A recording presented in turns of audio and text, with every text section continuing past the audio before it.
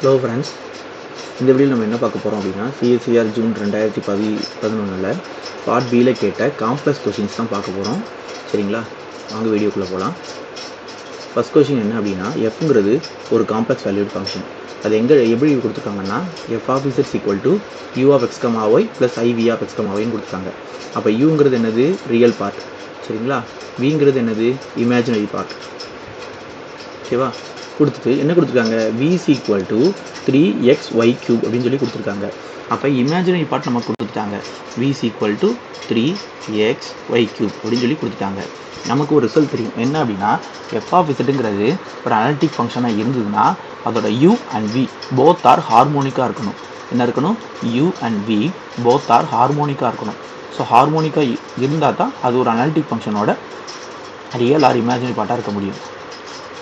So அப்போ இது first நம்ம ஹார்மோனிக்கான்னு செக் பண்ணலாம். ஹார்மோனிக்னு என்ன அர்த்தம், vxx plus vyy is equal to 0 அப்படின்னு கிடச்சா அதுக்கு பேர் தான் ஹார்மோனிக். சரி, அப்போ v இருக்குது, இதை எக்ஸை போட்டு டிஃபரன்ஷியேட் பண்ணால் என்ன கிடைக்கும், 3y3. சரிங்களா, அதே இதை திரும்ப இன்னொரு தடவை எக்ஸை பொறுத்து பண்ணால் ஆன்சர் என்ன கிடைக்கும், 0.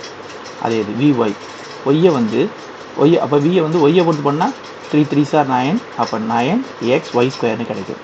அதே நீங்கள் திரும்ப இதை ஒய்யை பொறுத்து பண்ணிங்கன்னா 9 2s are 18, அப்போ 18yன்னு கிடைக்கும், 18xyன்னு கிடைக்கும். சரிங்களா, அப்போ இது ரெண்டையும் ஆட் பண்ணும்போது எப்பயுமே ஆன்சர் 0 வரணும். பட் ஆனால் இங்கே என்ன கிடச்சிருக்கு அப்படின்னா, இன் டேர்ம்ஸ் ஆஃப் xyயில் கிடச்சிருக்கு. சரிங்களா, அதனால் கண்டிப்பாக இது என்னவா இருக்க முடியாது அப்படின்னா ஹார்மோனிக்காக இருக்க முடியாது. இது எப்போ ஹார்மோனிக்காக இருக்க முடியும் அப்படின்னா ஈக்குவல்ட்டாக இருந்தால் மட்டும்தான். அதனால் இதோட ஆன்சர் என்ன கிடைக்கும் அப்படின்னா, f can not be holomorphic on C for any choice of u. நீங்கள் ரியல் பார்ட் என்ன சூஸ் பண்ணாலும் கண்டிப்பாக அந்த ஃபங்க்ஷன் என்னவாக இருக்க முடியாது, ஹோலோமார்பிக் ஃபங்க்ஷனாக இருக்க முடியாது. சரிங்களா, அடுத்த கொஸ்டின் போகும். அடுத்த கொஸ்டின் என்ன கொடுத்துருக்காங்க, ஒரு பவர் சீரிஸ் கொடுத்துருக்காங்க. அந்த பவர் சீரிஸ் எப்போ கன்வர்ஜ் ஆகும்னு சொல்லி கேட்டிருக்காங்க. நம்ம பொதுவாக பவர் சீரிஸ் பார்க்கும்போது இங்கே பவரில் பார்த்தீங்கன்னா இசட் பவர் என்னன்னு இருக்கும். ஆனால் இங்கே என்ன இருக்குது, இசட் பவர் 2n இருக்குது. சரிங்களா, இது எப்படி பண்ணுறதுன்னு பார்ப்போம்.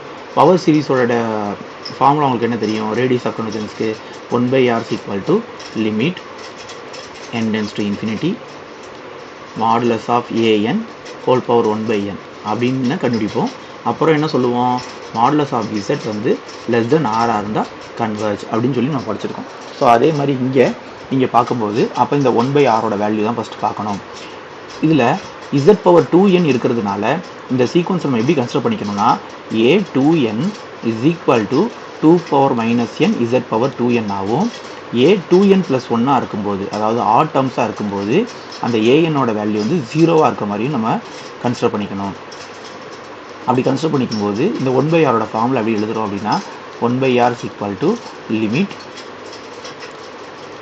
n tends to infinity anங்கிறது இங்கே இப்போ இதில் இதை நம்ம கன்சிடர் பண்ணக்கூடாது. z என்ன நம்ம கன்சிடர் பண்ணக்கூடாது. anங்கிறது காம்ப்ளெக்ஸ் இல்லாத, அதாவது z பவர் இல்லாத ரிமைனிங் இருக்கக்கூடியது தான் an. சரிங்களா, அப்போ இங்கே என்னென்னா இதை 2 பவர், அப்போ ஏங்கிறது என்னென்னா 2 பவர் மைனஸ் n. சரிங்களா, அதுக்கு பவர் என்ன போட போகிறோம் அப்படின்னா 1/n போடணும் பொதுவாக. ஆனால் இங்கே இது என்ன கோஎஃபிஷியன்ட்டில் வருது அப்படின்னா 2n கோஎஃபிஷியன்ட்டில் வர்றதுனால நம்ம இந்த என்ன பண்ணணும்னா 2n போட்டுக்கணும். இதுதான் முக்கியமான பாயிண்ட். இந்த பாயிண்ட்டை தெளிவாக பார்த்துட்டிங்கன்னா ஆன்சர் ஈஸியாக கிடச்சிடும். சரிங்களா, அதாவது என்ன சொல்ல வரோம் அப்படின்னா, இந்த இடத்துல 2n இருக்குது, z பவர் 2n இருக்கிறதுனால இதை ரெண்டாக பிரிச்சுக்கிறோம். ஆட் டேர்ம்ஸும் தனியாக, ஈவன் டேர்ம்ஸும் தனியாக. அதில் ஆட் டேர்ம்ஸ் எப்பவுமே 0வாக இருக்குது. ஸோ ஈவன் டேர்ம்ஸில் இருக்கக்கூடிய கோஎஃபிஷியன்ட் மட்டும் எடுத்து அதை 1/r ஃபார்முலாவில் போடும்போது பவரில் அது எந்த இடத்துல வருதோ அந்த இடத்த நம்ம இங்கே அப்ளை பண்ணிக்கணும். சரிங்களா, அந்த டேர்மை இங்கே அப்ளை பண்ணிக்கணும்.